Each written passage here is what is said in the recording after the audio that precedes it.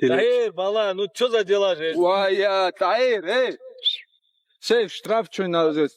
Отжимание. Железно. Давай 50 отжиманий. Нет, иди, я разберусь. Я хочу посмотреть, брат. Если я опоздал, бы меня не оставил. Хорошо, Таир. Таир, давай отжимание. Иди сюда. А что ты еще как будто на прогулку идешь, опоздал, а? Я не опоздал, во-первых. Как не опоздал? Опоздал, брат. Не. Сегодня у нас день борьбы проводит Аков. Честно говоря, сегодня можно было просто поиграться. Игры сделать и все, отдохнуть. Утром тяжелая тренировка была.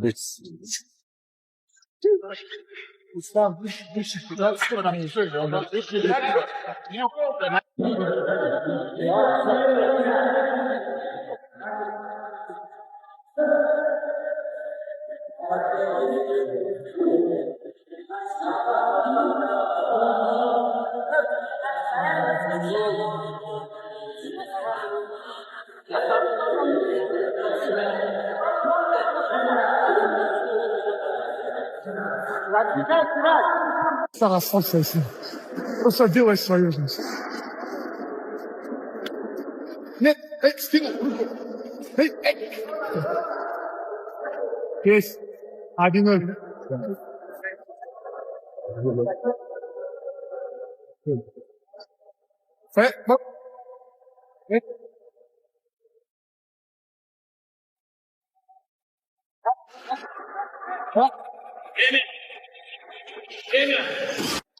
And now when it comes to this fight, because like I said at the top of the video, I actually think Ian Gary has a really good chance in this fight. And it pains me to say that as someone that, again, I need to stress this. I fucking hate Ian Gary. Have I mentioned that in this video?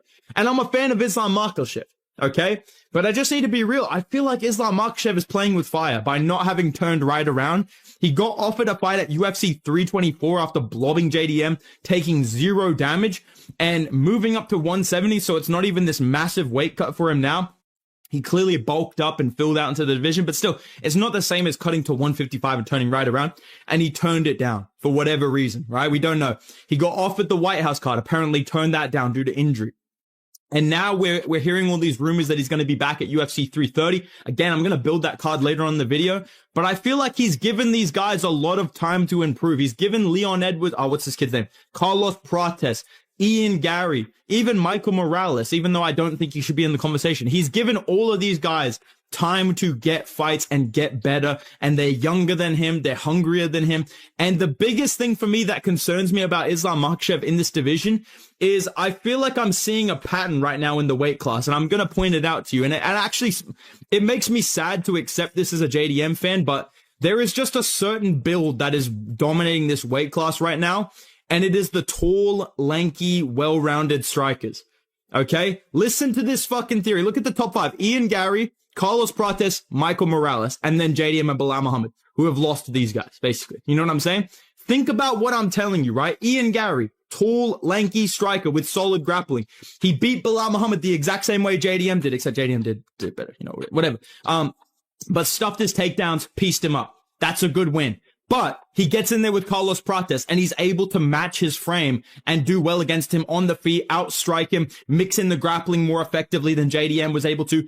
Ian Gary, with his build and his skill set, is able to beat both the guys that JDM and these guys can beat, like, and Sean Brady and Bilal Muhammad, these guys can beat, right? But also is able to beat the other tall, lanky, like mutants at 170 like Carlos Prates. Same with Carlos Prates, dude.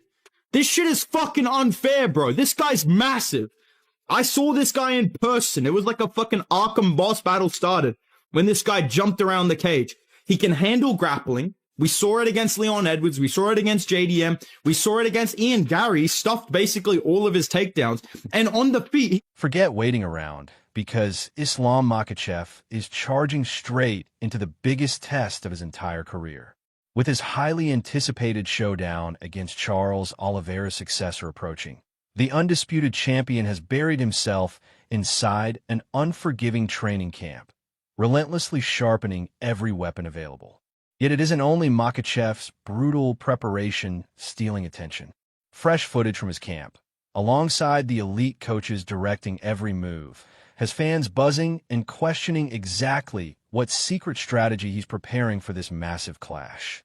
Which parts of his arsenal has Makhachev upgraded most? More importantly, will those improvements completely overwhelm his opponent? Everyone's about to discover soon. Makhachev. He does well with Islam on the stand-up because he's rangy, he's tricky, all those. But on the ground, he doesn't. He does okay, but he doesn't survive on the ground. I don't think. I mean, well, okay, he might survive 5 rounds, but he won't get the best of Islam on the ground. That I'm 100% sure about that. On the stand-up, he's pretty tricky. So one punch can change everything on that. One kick, one punch, one knee. So that's a different story. But on the ground, I don't see him dominating. I see him surviving, possibly. So yeah, I could see that. And then the takedown defense that he has is decent, but not great enough to stop Islam from taking him down. But again, sometimes we'll go in there and we'll decide that we're going to do this with Islam, and next thing you know, next round we'll say, okay, take him down now, or next thing you know, next round we'll go stand up because he's that good. Announce Islam versus Ian Gary. My initial take on this was, oh man, who's going to beat Islam? You need a guy that has that one-shot knockout power who's going to catch him. Nobody's beating Islam by decision. But in what we've seen this year with Strickland, Hamzat, Justin, Ilya, all these crazy upsets, buddy, I'm not counting Ian out.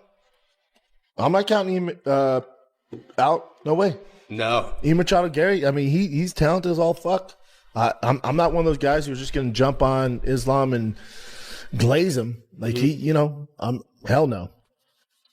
That's a great fight. You have the 170 pulled up. When you and I have spoken about Islam Makhachev versus Ian Machado Gary, what do you make of that matchup? That's a great fight. Look, it's a great fight. Ian Gary for a long time has been saying that, he is the future. Obviously, it's his nickname. Like, he sees himself as being there with the belt. He's visualized it, but now he's got Makhachev in the division. And I mean, Makhachev's got the kryptonite for every single person in the division. No matter where the fight goes, he's got the skills to challenge you and to cause you issues. Like, of course, since Ian Gary's, been spending time in Brazil, been working on his jiu-jitsu, he's going to be far more confident in his ground game. But at the same time, I don't know if you're going to be able to replicate what Islam Makhachev can do to you. I think you would have to be in the wrestling room in Dagestan to really feel that kind of pressure. And what you got to remember is that room right now, we keep signing a bunch of guys from Khabib's team.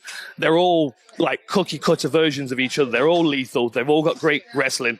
They've all got that pressure style with good punching and kicking now. You know what I mean? There's a really elite level in that gym. And Makhachev's at the top of that pile. Everybody in that gym is working towards where he is. And everybody in that gym's a killer. I just don't know if you're going to be able to find the same kind of look that you're going to need to be able to deal with Makhachev. And I think now he's moved up to welterweight. Believe it or not, Islam Makhachev never forgets who truly shaped his incredible rise. Whenever he reflects on the biggest influences behind his success, Khabib Nurmagomedov always tops the list. For Makhachev, everything goes far beyond championship belts and unforgettable victories inside the octagon, centering instead on their lifelong bond. He remembers they grew up only a few hundred meters apart, constantly training side by side from an early age. Even now, Makhachev proudly considers Khabib his lifelong idol, despite their age difference and Khabib's remarkable accomplishments throughout the sport. Это зачастую здесь и как. Сначала подерешься и потом уже сдружишься. Не, Хаиб был наш до сих пор старший в зале. На тот период для меня он был старше. У нас разницы нет 1 день или 2 дня, или он чемпион, или не чемпион. Он был просто старшим, который показывал нам огромный пример. Мы с ним и в школе тренировались. Как ты сказал, мы между собой не дрались, но вместе на разборки ходили там за школу, за кого-то там. И вот так мы рядом жили. До того, как я попаду в Каблманапу, у нас дом, наверное, между собой где-то 300-400 метров находился. Я уже его тогда знал. С Хаибом вот так с первого дня у нас был. Everyone thinks Islam Makhachev has already conquered everything, but apparently that still isn't enough.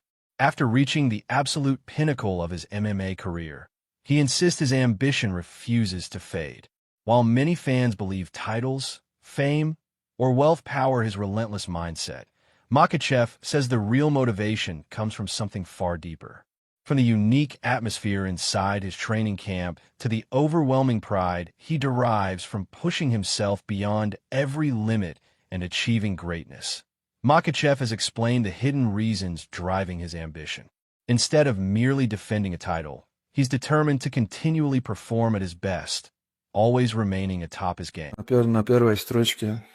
Знаете, как это, я же всю жизнь этим занимаюсь, и мне вот просто нравится находиться с командой. Вот сейчас приехали на сборы 30 человек, вот эта атмосфера, она по-любому и в городе не бывает. Вот эти большинство воспоминаний, то, что у меня есть от сборов, это вот когда мы толпой где-то собирались на какой-то базе, вот тренировались, у меня есть много других тоже воспоминаний, но это почти все связано с тренировочными сборами где-то с командой.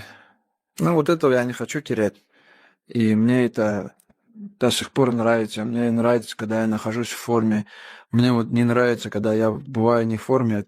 Где-то что-то болит, где-то что-то неохота, утром вставать неохота. Ну вот, когда ты в форме, не знаю, не могу, наверное, объяснить человеку, кто не... So, was Islam Makhachev finally rattled by Ian Gary's nonstop trash talk? Not exactly.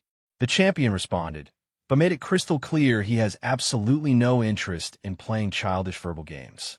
According to Makhachev, he only addressed the rumors because staying silent would have let the speculation spiral even further.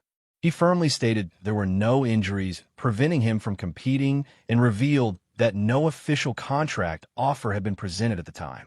Although Makhachev admitted he does have a hand injury requiring future surgery, he confidently assured everyone it won't affect his career, completely shutting down the growing concerns. И жестко, и резко, точнее.